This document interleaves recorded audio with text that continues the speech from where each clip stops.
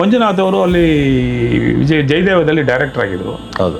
ನಮ್ಮ ಚನ್ನಪಣ್ಣದನ್ನೊಬ್ಬ ರೈತ, ಅವನು ಹಾರ್ಟ್ ಆಪ್ರೇಷನ್ ಮಾಡಬೇಕಾಯಿತು. ಅವ್ರು ಬಂದು ಕರ್ಕೊಂಬಂದೆ, ನಾನು ಸೇರಿಸಿದಾಗ ಮಂಜುನಾಥ್ ಅವ್ರು ಕೇಳಿದ್ರು, ಏನಪ್ಪ ಇಷ್ಟು ದುಡ್ಡಾಗುತ್ತೆ, ಎಷ್ಟು ಕಟ್ಟಕ್ಕಾಗತ್ತೆ ನಿನ್ನ ಕೈಲಿ ಅಂತ. ಸರ್ ನನ್ನ ಹತ್ರ ಒಂದು ಹಸು ಇದೆ, ಅದನ್ನು ಮಾಡಿಬಿಡ್ತೀನಿ ಸರ್, ಒಂದು 40,000 ರೂಪಾಯಿ ಆಗುತ್ತೆ, ದಯವಿಟ್ಟು ನನಗೊಂದು ಮಾಡಿಕೊಡಿ ಸರ್, ನನ್ನ ಪ್ರಾಣ ಉಳಿಸಿ ಸರ್ ಅಂತ ಹೇಳಿದೆ.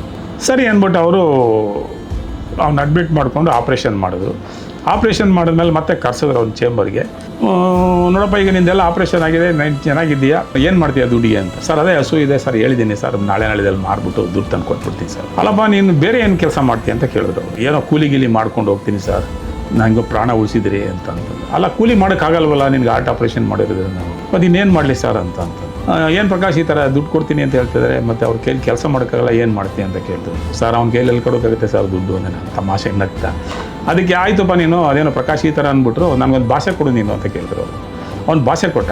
ಏನಂತ ಹೇಳಿದ್ರು ಅಂತಂದರೆ, ಹಸು ಮಾರಬಾರ್ದು ನೀನು ಅಂತ ಹೇಳಿ. ಹಸುನ ಸಾಕೊಂಡು ಹೋಗೋದ್ರಿಂದ ನಿನ್ನ ಜೀವನ ನಡೀತದೆ ಅಂತ ಹೇಳಿದ್ರು. ಅವನು ಸಡನ್ನಾಗಿ ಹೋಗ್ಬಿಟ್ಟು ಅವ್ರ ಕಾಲಿಗೆ ಬಿದ್ದ, ನನ್ನ ಕಾಲಿಗೂ ಬಿದ್ದುಬಿಟ್ಟ. ಅವನು ಇವತ್ತೂ ಅವ್ರ ಫೋಟೋ ಇಟ್ಕೊಂಡು ಪೂಜೆ ಮಾಡ್ತಾನೆ ಮನೆಯಲ್ಲಿ.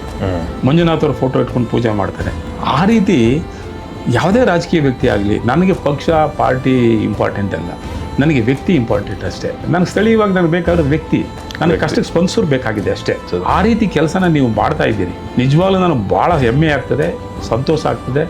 ನೀವು ಶ್ರೀನಿವಾಸ್ ಅವ್ರ ಮಗ ಆಗಿರೋದಕ್ಕೆ ಸಾರ್ಥಕ ಅಂತ ಹೇಳ್ತೇನೆ ನಾನು ಅಷ್ಟೇ. ನೀವು ಪದ್ಮನಾಭ ನಗರದಲ್ಲಿ ಏನಾದರೂ ಅನ್ಫರ್ಗೆಟೇಬಲ್ ಮೂಮೆಂಟ್ಸ್ ಅಂತ ಇರ್ತದೆ, ಈಗ ನನಗೆ ಆಗಲಿ ಯಾರಿಗೇ ಆಗಲಿ, ಅಷ್ಟು ವರ್ಷ ಈಗ ನನ್ನನ್ನು ಕೇಳಿದ್ರೆ ಪದ್ಮನಾಭ ನಗರದಲ್ಲಿ ನಾನು ಚಿಕ್ಕ ವಯಸ್ಸಿನಲ್ಲಿ ಟೈರ್ ಓಡಿಸ್ಕೊಂಡು ಹೋಗ್ತಾ ಇದ್ದಿದ್ದು ನೆನಪು ನನಗಿದೆ ಚಿಕ್ಕ ವಯಸ್ಸಿನಲ್ಲಿ.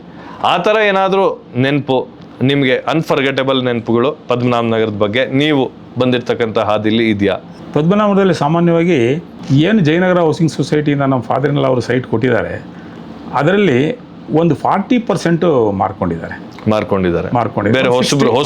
ಕೊಟ್ಬಿಟ್ಟಿದ್ದಾರೆ. ಇನ್ನು 60% ನಾವು ಹೋದಾಗ ನೀವು ಪುಟ್ಲಿಂಗ ರಳಿಯ ಅಂತ ಅಂದರೆ ಅವ್ರಿಗೆ ಎಷ್ಟು ಖುಷಿ ಆಗ್ತದೆ ಅಂತ ಅಂದರೆ, ಸರ್ ಅವ್ರ ಹೆಸರು ಹೇಳ್ಕೊಂಡು ನಾವು ಮನೇಲಿ ದೀಪ ಹಚ್ತಾ ಇದ್ದೀವಿ ಅಂತ ಹೇಳ್ತಾರೆ. ನಮ್ಮ ಫಾದರ್ ಇಲ್ಲ ಅವ್ರು ಸತ್ತು ಸುಮಾರು 36 ವರ್ಷ ಆಗಿದೆ. ಮಾರ್ಚ್ 1989 ಸತ್ತಿದ್ದಾರೆ ಅವರು. ಆದರೂ ಈಗ ನೆನೆಸ್ಕೋತಾ ಇದ್ದಾರೆ. ಅದನ್ನು ಅವ್ರು ಕೇಳಿದ ತಕ್ಷಣ, ಅವ್ರು ನೋಡಿದ ತಕ್ಷಣ ಅವ್ರು ಭಾಳ ಖುಷಿ ಪಡ್ತಾರೆ. ಓ ಪುಟ್ಲಿಂಗಯ್ಯನವ್ರು ಹೇಳಿಯವರ ಒಂದು ಏನೋ ನಮ್ಮ ಬಗ್ಗೆ ಒಂದು ವಿಶೇಷವಾದ ಗೌರವ ಅವ್ರ ಕಡೆಯಿಂದ ಸಿಗ್ತಾ ಇದೆ. ಆ ರೀತಿ ಆ ನಿಟ್ಟಿನಲ್ಲಿ ನೀವು ಕೆಲಸ ಮಾಡ್ತಾ ಇದ್ದೀರಿ. ಭಗವಂತ ನಿಮಗೂ ಇನ್ನೂ ಹೆಚ್ಚಿನ ಶಕ್ತಿ ಕೊಡಲಿ, ಅದನ್ನು ಆ ಥರ ಕೆಲಸ ಮಾಡಲಿಕ್ಕೆ ನಿಸ್ವಾರ್ಥ ಸೇವೆ ಮಾಡ್ತಾ ಇದ್ದೀರಿ. ಎಲ್ಲರ ಕಷ್ಟಕ್ಕೆ ಸ್ಪಂದಿಸ್ತಾ ಇದ್ದೀರಿ. ಅದಕ್ಕೆ ಭಗವಂತ ನಿಮಗೆ ಇನ್ನೂ ಹೆಚ್ಚಿನ ಶಕ್ತಿ ಕೊಟ್ಟು ಜನಗಳ ಸೇವೆ ಮಾಡಲಿಕ್ಕೆ ಒಂದು ಧೈರ್ಯ ಶಕ್ತಿ ಎಲ್ಲ ಕೊಡಲಿ ಅಂತ ಆಶಿಸ್ತೀನಿ. ಪ್ರಕಾಶಣ್ಣ, ನಾವು MK ಪುಟ್ಲಿಂಗಯ್ಯ ಆಟದ ಮೈದಾನ ಅಂತ ನಾವು ಈಗ ಕಾರ್ಮಲ್ ಸ್ಕೂಲ್ ಪಕ್ಕದಲ್ಲಿರೋ ಒಂದು ಗ್ರೌಂಡ್ನ ಹೆಸರು ನಾಮಕರಣ ಆಗಿದೆ. ಹೌದು. ಅದ್ರೊಳಗಡೆ ಒಂದು ಶಾಲೆ ಇದೆ. ಹೌದು, ಸಹಕಾರಿ ವಿದ್ಯಾ ಕೇಂದ್ರ ಅಂತ. ಅದ್ರ ಬಗ್ಗೆ ಒಂಚೂರು ನಮ್ಗೆ ಹೇಳ್ಬೋದಾ ಪ್ರಕಾಶಣ್ಣ? ಅದು ಹೇಗ್ ಬಂತು? ಅದು ಸರ್ಕಾರಿ ಶಾಲೆನಾ ಅಥವಾ ಈ ಸೊಸೈಟಿ ಶಾಲೆನಾ? ಅಂದ್ರೆ ಜಯನಗರ ಕೋಆಪರೇಟಿವ್ ಸೊಸೈಟಿನ ಏಡೆಡ್ ಶಾಲೆನಾ? ಇದೆಲ್ಲ ಒಂದ್ ಸ್ವಲ್ಪ ನಮ್ಗೆ ಅದು ಸರ್ಕಾರಿ ಶಾಲೆ ಅಂತೂ ಅಲ್ಲ, ಸೊಸೈಟಿಯಿಂದ ನಡೆಸ್ತಕ್ಕಂಥ ಶಾಲೆ ಅದು ಬಡ ಮಕ್ಕಳಿಗೆ ಬಹಳ ಅನುಕೂಲ ಆಗ್ತಾ ಇದೆ. ಆ ಶಾಲೆ ಹಾಗೆ ಕಂಟಿನ್ಯೂ ಆಗೋದು ಒಳ್ಳೇದು ಅಂತ ನನ್ನ ಭಾವನೆ. ಆ ಸಂಸ್ಥೆನಲ್ಲಿ ಓದಿರ್ತಕ್ಕಂಥವ್ರು ಬಹಳ ಜನ KS ಪಾಸ್ ಮಾಡಿದ್ದಾರೆ. KS ಪಾಸ್ ಮಾಡಿದ್ದಾರೆ. ಆ ಸಂಸ್ಥೆಯಲ್ಲಿ ಓದಿರತಕ್ಕ ಸಹಕಾರಿ ವಿದ್ಯಾಕೇಂದ್ರದಲ್ಲಿ ಓದಿರೋರು KS ಪಾಸ್ ಮಾಡಿದ್ದಾರೆ. ನಿಜವಾಗ್ಲೂ ಒಳ್ಳೊಳ್ಳೆ ಹುದ್ದೆನಲ್ಲಿದ್ದಾರೆ. ಅದು ಬಡ ಮಕ್ಕಳಿಗೆ ಬಹಳ ಅನುಕೂಲ ಆಗ್ತಾ ಇದೆ. ಈಗ ನಮ್ಮೇಲೆ ಒಬ್ಬ ವಾಚ್ಮ್ಯಾನ್ ಇದ್ದಾನೆ, ಅವನ ಮಕ್ಳಿಗೆ ಅಲ್ಲೇ ಓದ್ತಾ ಇದ್ದಾರೆ, ಅವ್ರಿಗೆ ಬಟ್ಟೆ ಕೊಡ್ತಾ ಇದ್ದಾರೆ, ಊಟ ಕೊಡ್ತಾರೆ, ಎಲ್ಲ ಕೊಡ್ತಾ ಇದ್ದಾರೆ. ಫೀಸ್ ಬಹಳ ಕಡಿಮೆ ಇದೆ.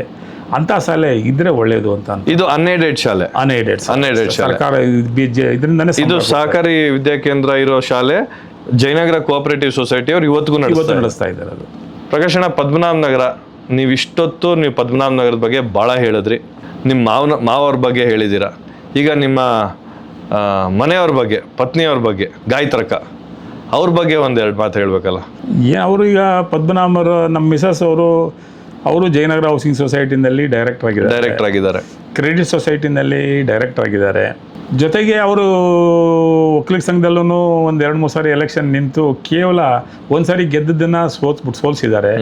ಇನ್ನೊಂದು ಸಾರಿ 19 ಹೋಟೆಲ್ ಸೋತಿದ್ದಾರೆ, ಒಂದ್ಸಲ 9 ಹೋಟೆಲ್ ಸೋತಿದ್ದಾರೆ. ಸರಿ, ನಾನು ಅವಾಗ ಸುಮ್ಮನಾದೆ, ನಿನ್ನ ಕೈಲೇನು ಅಲ್ಲಿ ಸಂಘಕ್ಕೆ ಹೋಗಿದ್ರು ನೀನು ಒಳ್ಳೆ ಕೆಲಸ ಮಾಡೋಕ್ಕೇನು ಆಗೋದಿಲ್ಲ, ಹೋಲಿ ಬಿಡು, ಭಗವಂತಲೇ ಸೋಲಿಸಿರ್ಬೋದು, ಒಳ್ಳೇದು ಬಿಡು ಅಂತ ಅಲ್ಬಿಟ್ಟು ಅವ್ರಿಗೆ ಸಮಾಧಾನ ಹೇಳಿ ಸುಮ್ಮನೆ ಇದ್ದೇನೆ. ಈಗ ಅವರು ನಮ್ಮ ಮಿಸಸ್ ಬಗ್ಗೆ ಒಂದನ್ನು ಹೇಳ್ಬೇಕಂತಂದರೆ, ಅವ್ರ ಮಗನ ಬಗ್ಗೆ ಭಾಳ ಕಾನ್ಸಂಟ್ರೇಟ್ ಮಾಡಿದ್ದಾರೆ ನನ್ನ ಮಿಸ್ಸಸ್ಸು. ನಾನು ಸರ್ವಿಸ್ ಮಾಡ್ತಾಯಿದ್ದೆ, ಅವ್ರ ಮಗನ್ನ PUC ಮಾಡಿಸಿದ್ರು, MBBS ಮಾಡಿಸಿದ್ರು, ಒಳ್ಳೆ ಮಾರ್ಕ್ಸ್ ಫಸ್ಟ್ ಕ್ಲಾಸಲ್ಲೇ ಬಂದ ಅವನು. ಆಮೇಲೆ MS ಸೇರಿಕೊಂಡ, MS ಸೇರಿದ್ಮೇಲೆ ರಾಜೀವ್ ಗಾಂಧಿ ಯೂನಿವರ್ಸಿಟಿಗೆ 2nd ರ್ಯಾಂಕ್ ಬಂದ ಅವನು. ಆಮೇಲೆ MCH ಮಾಡಿದ್ದಾನೆ, MCH ಯೂರಾಲಜಿ ಸೂಪರ್ ಸ್ಪೆಷಾಲಿಟಿ ಮಾಡಿದ್ದಾನೆ.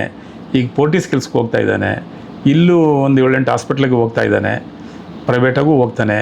ಅವನಿಗೆ ನಮ್ಮ ಮಿಸ್ಸಸ್ ಹೇಳೋದೇನಂತಂದ್ರೆ, ಪಾಪ ಬಡವ್ರಿಗೆ ಸಹಾಯ ಮಾಡು, ಬಡವ್ರಿಗೆ ಸಹಾಯ ಮಾಡು, ನಾವು ಓದಿಸಿದ್ದು ಅಲ್ಲಿಗೆ ಸಾರ್ಥಕ ಆಗಬೇಕು ಅಂತಂದರೆ ನೀನು ಬಡವ್ರಿಗೆಲ್ಲ ಸ್ವಲ್ಪ ಸಹಾಯ ಮಾಡಬೇಕು, ನೀನು ಹೆಲ್ಪ್ ಮಾಡು ಅಂತ ಅಂದ್ಬಿಟ್ಟು ಅವನಿಗೆ ಒಂದು ಭಾಳ ಸಂತೋಷ ಗೈಡೆನ್ಸ್ ಕೊಟ್ಟಿದ್ದಾರೆ.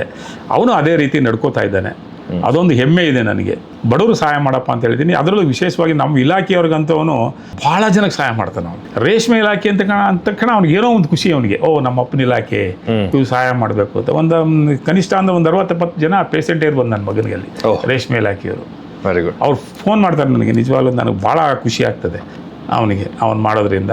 ಮತ್ತು ನಮ್ಮ ಸ್ನೇಹಿತರುಗಳು ಹೋಗ್ತಾರೆ ಅವನ ಹತ್ರ, ಎಲ್ಲರೂ ಹೋಗ್ತಾರೆ.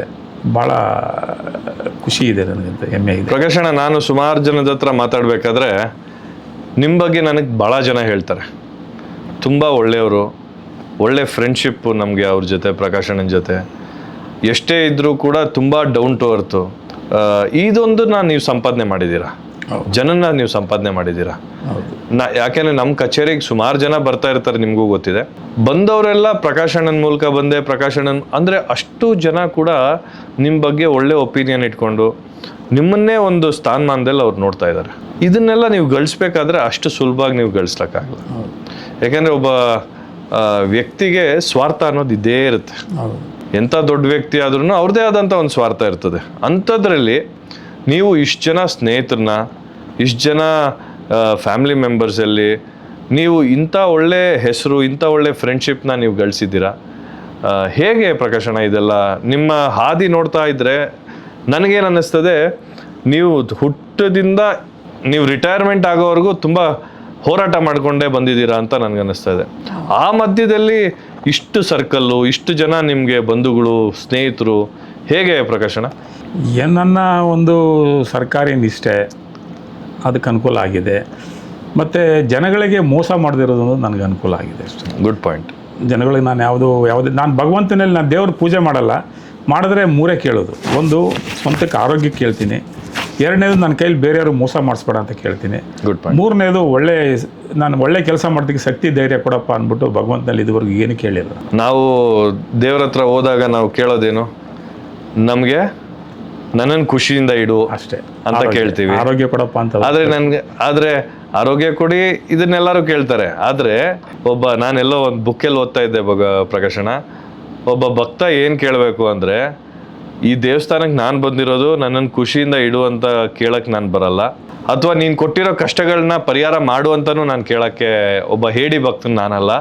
ಆದರೆ ನಾನಿಲ್ಲಿ ಬಂದಿರ್ತಕ್ಕಂಥದ್ದು ನೀನು ಕೊಟ್ಟಿರೋ ಕಷ್ಟಗಳನ್ನು ನಾನು ಅದನ್ನು ನಿಭಾಯಿಸೋಂಥ ಒಂದು ಶಕ್ತಿ ಕೊಡಪ್ಪ ಅಂತ ದೇವರಲ್ಲಿ ಕೇಳ್ಕೊತೀನಿ ಅಂತ ಒಬ್ರು ಹೇಳ್ತಾರೆ. ಆ ಪುಸ್ತಕದಲ್ಲಿ ನಾನು ಓದಿದ್ದೆ. ಅದು ಭಾಳ ನಿಜ ನಿಮ್ಮ ವಿಚಾರದಲ್ಲಿ.